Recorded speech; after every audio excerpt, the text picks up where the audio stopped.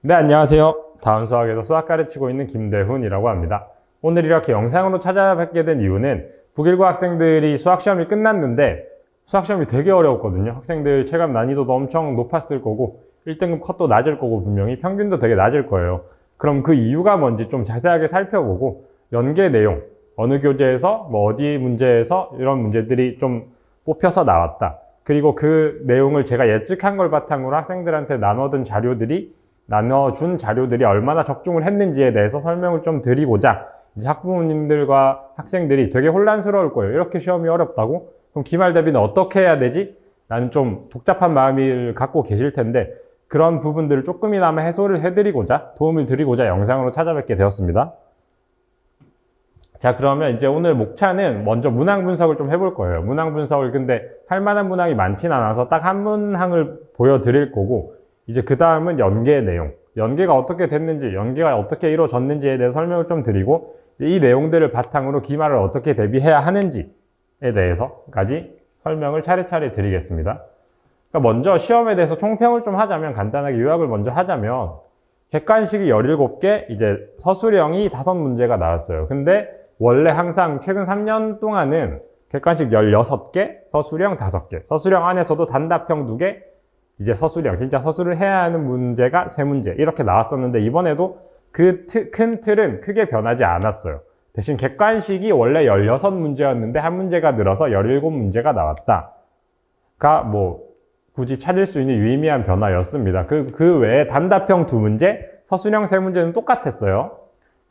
문제 배점을 살펴보면 객관식은 70점, 이제 단답형과 서술형을 합친 주관식은 30점이고 이제 문제들 난이도도 사실 이때까지의 문제하고는 그렇게 큰 차이가 있진 않았거든요. 제가 저번에 영상을 찍은 것도 있는데 북일고는 이제 되게 쉬운 문제들은 잘 없어요. 이른바 뭐 점수를 주는 문제, 빵점 방지 문제라고 하죠. 그런 문제들은 잘 없고 대부분의 문제가 중에서 뭐 중상 아니면 상 그 정도 언저리에서 분포가 되어 있거든요. 문제 난이도가. 이번에도 그 문제 난이도들은 크게 변화는 없었다라는 게 제가 찾은 핵심입니다. 그래서 중상 난이도의 문제 구성이 좀 학생들한테 어렵게 다가왔을 게 뭐냐면 시험 시간이 되게 부족했을 거예요. 근데 북일고는 시험 시간이 70분이긴 하거든요. 70분 동안 17문제 더하기 5문제, 22문제만 풀어내면 되는 건 되게 쉬울 것 같이 느껴지죠. 근데 이게 다른 학교 시험들처럼 생각을 하면 절대 안 되는 게 난이도가 중상 난이도의 문제들이 쭉 나와요. 계속.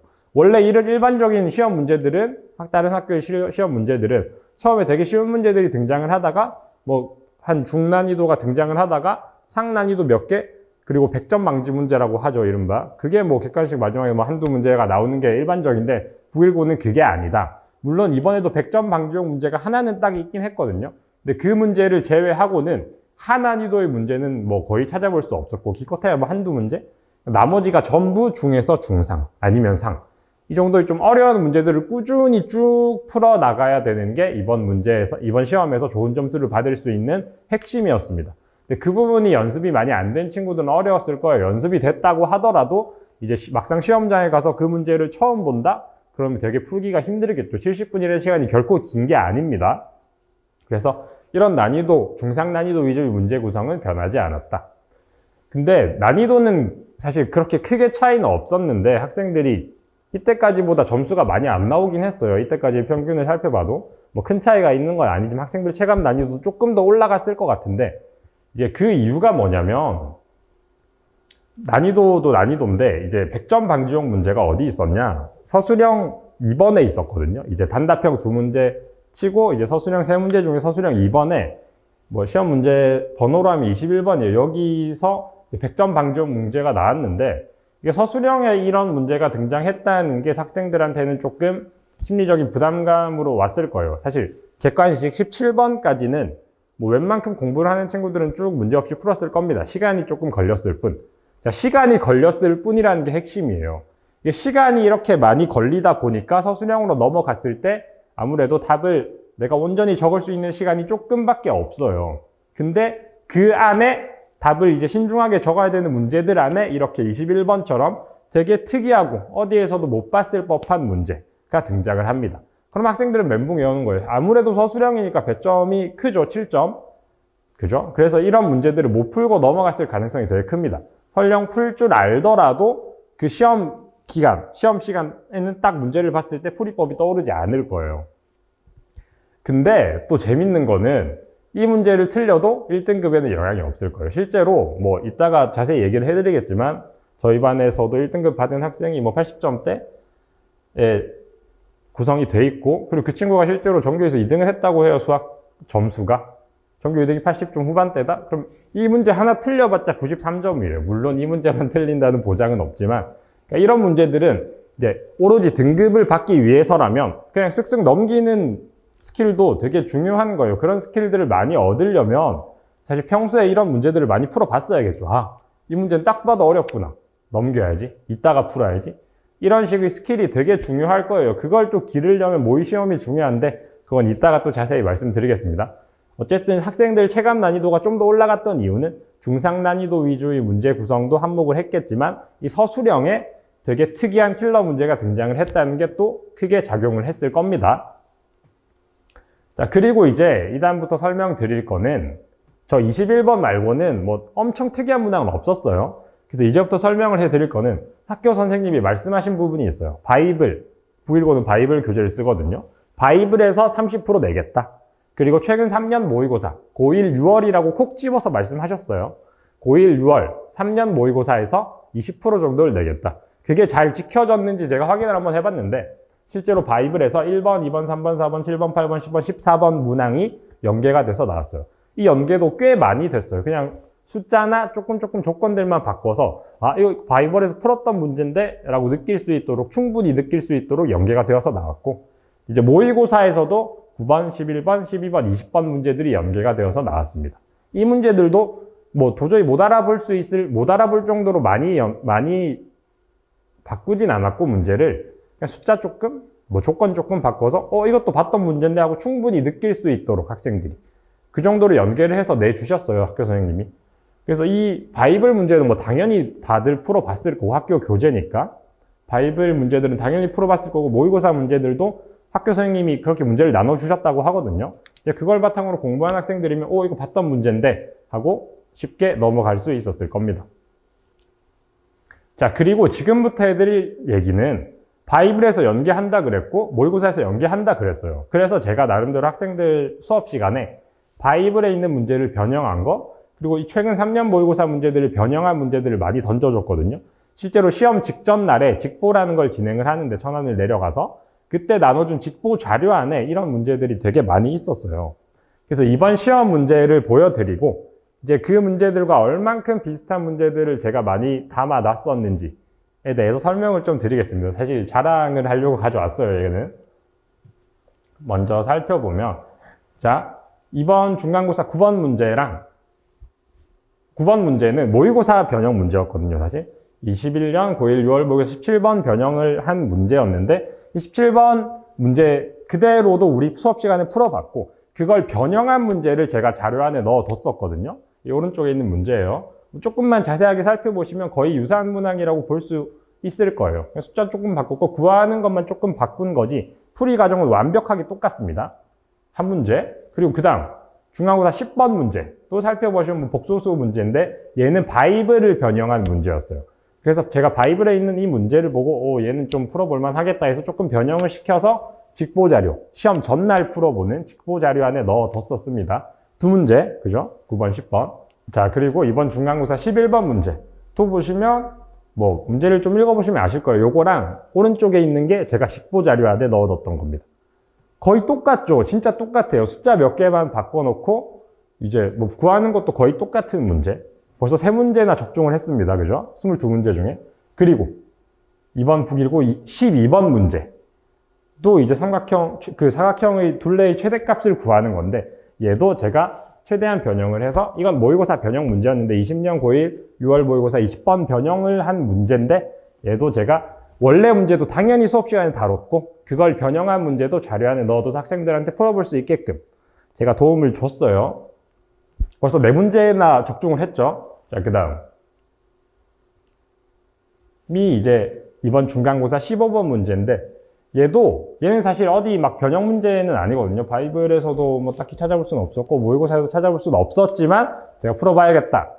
그러니까 제가 최근 북일고 기출 문제들을 쭉 봤어요. 그 다음에 이제 성향을 좀 파악을 하고 어떤 문제들을 좀 좋아하시는지 판단을 제 나름대로 한 다음에 꼭 풀어봐야 될 문제들을 직보 자료에 넣어두거든요. 수업 시간에도 다루고.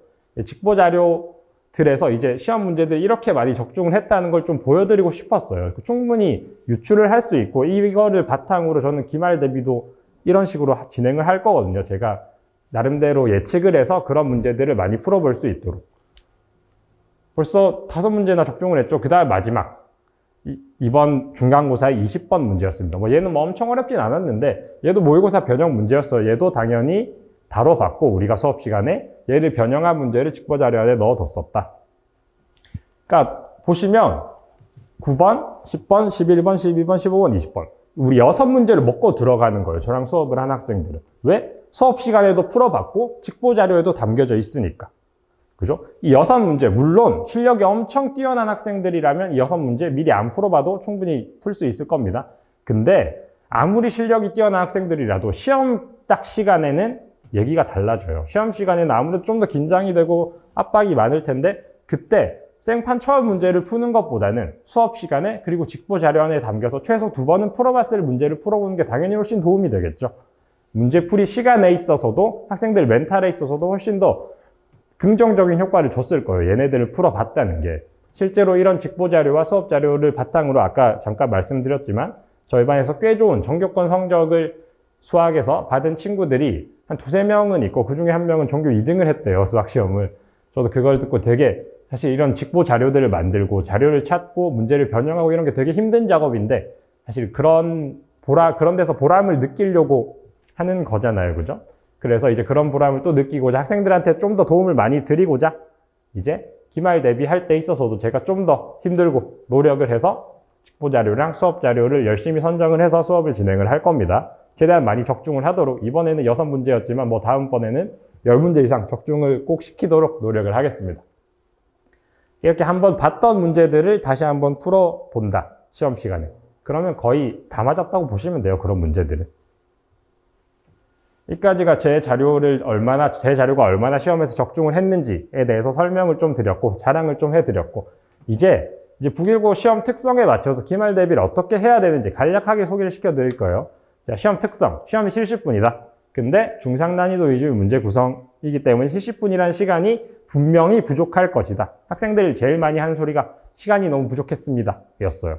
시간이 분명히 부족했을 건데 그 시간이 부족하다면 서술형 문제를 많이 못 보게 될 거고 서술형에는 킬러 문제는 넘겨도 되지만 배점이 높은 서술형 문제들을 손도 못 댄다? 그럼 진짜 점수에 있어서 큰일이 나는 거예요. 점수를 잘 받을 수가 없겠죠.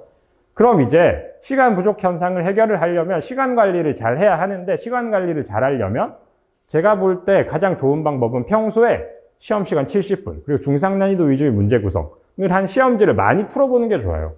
그래서 모의 시험의 중요성을 저는 좀 강조를 해드리고 싶어서 실제로 저는 수업 시간이 4시간이 있고 저는 클리닉 시간이 그 뒤에 4시간이 있거든요. 그래서 그 클리닉 시간에 70분 시간을 딱 재고 시험지를 풀어보는 연습을 되게 많이 시키고 있어요. 하루에 하나씩은 최소한 풀어볼 수 있도록 학생들한테 소개를 시켜주고 있거든요.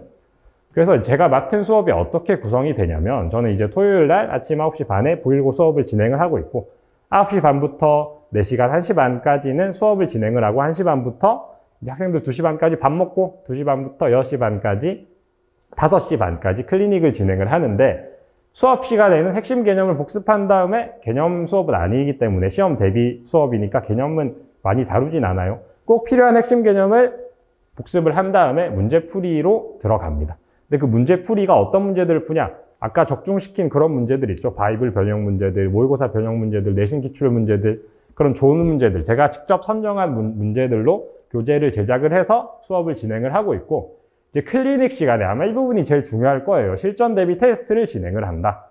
근데 시험 시간 70분 딱 재고 그리고 북일고 난이도의 문제들, 북일고가 좋아할 법한 문제들, 중상 난이도 위주의 문제 구성, 그 킬러 한두 개 넣어둔 그 시험지를 학생들한테 70분 재고 풀어보게끔 하고 있어요. 왜? 시간 관리를 위해서. 실제 시험에서 시간이 부족하지 않도록 시간 관리를 잘 하기 위해서 실전 대비 테스트를 진행을 하고 있고 그 테스트를 통해서 제한된 시간 내에 문제를 온전히 다 풀어낼 수 있는 능력을 개발시킨다 라고 봐주시면 될 것 같습니다. AD는 제 수업에 대한 좀 더 자세한 설명인데 뭐 아까 말씀드렸던 거랑 반복이에요. 테스트 진행을 하고 있고 대신에 그 안에 문제들은 내신 기출, 모의고사 기출, 뭐 변형 문제들 제가 직접 선별을 해서 테스트지를 만들고 있고요. 그리고 과제가 3스텝으로 나갈 건데 이제 자체 제작 워크북이 하나 나가요. 그 워크북 안에도 물론 아까 봤었다시피 좋은 문제들, 모의고사 기출, 내신 기출, 그거의 변형 문제, 학교 교과서 변형 문제 그것들 넣어두고 있고 근데 그런 워크북을 직접 만들다 보니까 문제의 양을 엄청 늘릴 수는 없었거든요. 그래서 문제의 질은 워크북으로 잡고 문제의 양을 위해서라도 시중 교재를 하나 선정해서 학생들한테 숙제를 내주고 있어요. 그리고 마지막에 시험 직전에 나가는 자체 제작 워크북, 오답 워크북이라는 내용 직보자료가 있는데 그 안에 이제 진짜 학생들이 꼭 풀어봐야 할 문제 그리고 워크북에서 틀렸던 문제, 수업 시간에서 중요했던 문제, 시험에서 많이 틀렸던 문제들을 넣어둔 워크북을 학생들한테 직보자료로 나눠주고 있습니다. 이 직보자료의 적중률이 꽤 높은 편이었어서 이번에 이제 다음 기말 때도 학생들이 기대를 많이 하고 있을 거예요.